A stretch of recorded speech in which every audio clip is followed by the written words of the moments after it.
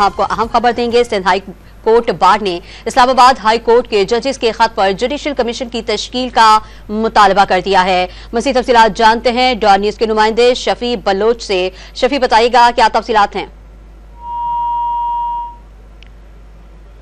Sindh high court bar ने Islamabad high court के जजेस के खत पर जुडिशल कमीशन की तश्कील का मुतालबा कर दिया है। सुप्रीम कोर्ट के 3 जजेस पर मुश्तमिल जुडिशल कमीशन तश्कील दिया जाए।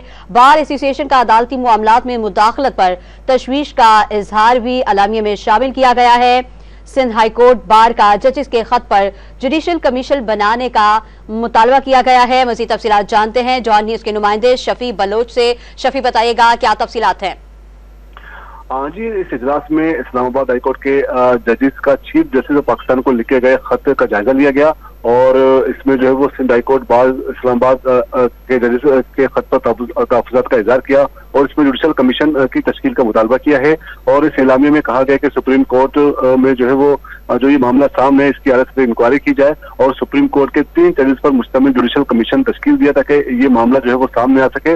और इस एलामिये में ये भी कहा गया है कि सिंध हाई कोर्ट बार ने ये भी अपने जमीन में कहा कि अदालती मामलत में मुदाखलत जो है वो किसी सूरत भी कबूल नहीं है, चाहे वो कोई भी इदारा हो, और इदारों की मुदाखलत से जो है वो अदलिया की गैर जानकारी और अदालती निज़ाम पर जो है वो ज़रब लगाने के मुतरादिफ है।